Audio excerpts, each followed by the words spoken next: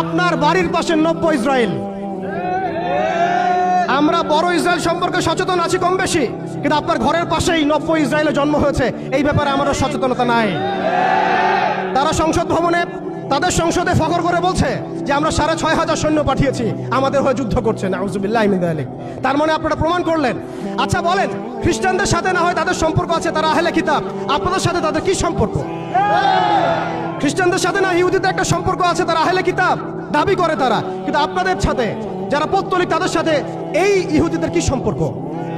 শুধু তাই নয়, আমরা লক্ষ্য করছি, আমরা আমাদের পার্শ্ববর্তী নব্য ইসরায়েলের মধ্যে লক্ষ্য করছি মুসলিমদেরকে তারাবির নামাজে টর্চার করা হলো, হোলি উৎসবের নামে মুসলিমদেরকে নির্যাতন করা হলো। আমরা দেখলাম সেখানে গরুর মাংস বহন করার অপরাধে পিটিয়ে মুসলিমকে হত্যা করা হয়েছে। লক্ষ লক্ষ একর জমি যেগুলো আমরা ওয়াকফ করেছিলাম, সেই জমিগুলোকে রাষ্ট্রীয়ভাবে বাজেয়াপ্ত করা হয়েছে। আমি যদি একটা জমি মাদ্রাসায় দান করি, আপনার কোন এখতিয়ার আছে সেটাকে আপনি রাষ্ট্রীয় বাজেয়াপ্ত করতে পারেন? এখানে মানবতা কোথায়? এখানে গণতন্ত্র কোথায়? এখানে এই ইউনাইটেড নেশনস কোথায়? ইউরোপিয়ান ইউনিয়নগুলো কোথায়? আপনাদের এই সব তথাকথিত তন্ত্রমন্ত্রগুলো এবং তথাকথিত মতবাদগুলো একটা এজেন্ডাই বাস্তবায়ন করছে, তারা পুরো বিশ্বে শুধু দাজ্জালের শাসন কায়েম করতে চায়।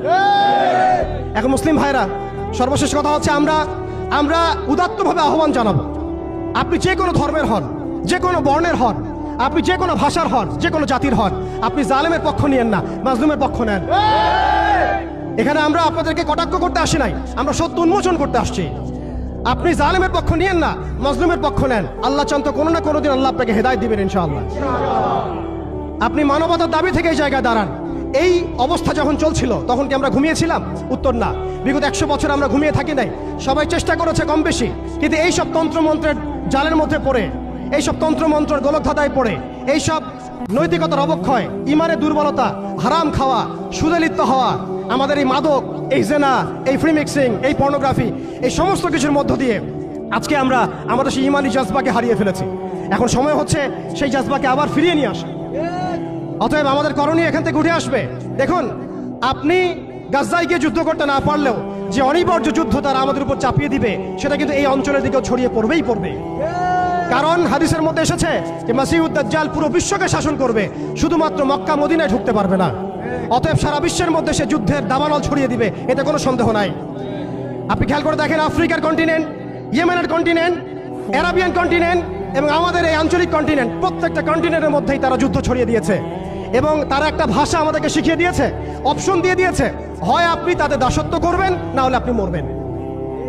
তারা আপনাকে আমাকে একটা অপশন দিয়েছে, আপনি তাদের দাসত্ব করেন, তারা আপনাকে ভালো রাখবে, আপনি তাদের দাসত্ব করবেন না, তারা আপনাকে মাটির সাথে মিশিয়ে ফেলবে।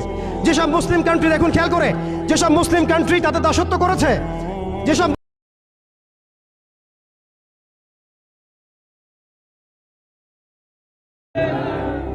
তাদের কাছে তেল আছে, সেই তেল তারা দিচ্ছে, তাদের কাছে অর্থনৈতিক সাপোর্ট আছে, তারা দিচ্ছে, তাদের জমি ব্যবহার করে সেখানে বোম্বিং করা হয়েছে।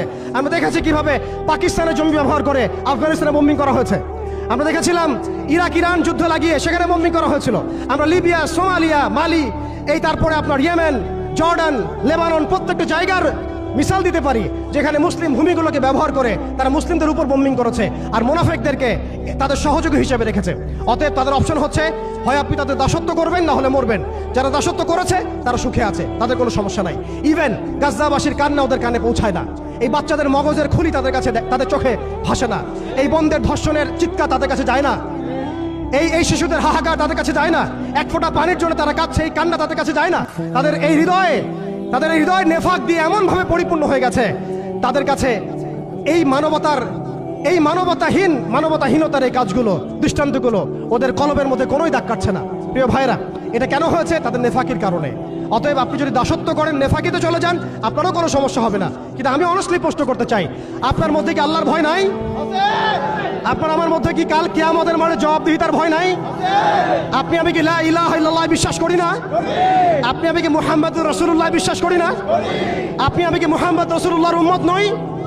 অতএব আমরাও কখনোই কারো দাসত্বের দিকে যাব না ইনশাআল্লাহ। আমরাও ইনশাআল্লাহ তাআলা কোশ্চিনকালে এই জায়নিস্ট মুভমেন্টের, এই পশ্চিমাদের, এই দাজ্জালের অনুসারীদের দাসত্বের মধ্যে কখনো যাব না ইনশাআল্লাহ। তারা আমাদেরকে অপশন দিয়েছে, হয় দাসত্ব করো, না হলে মরো।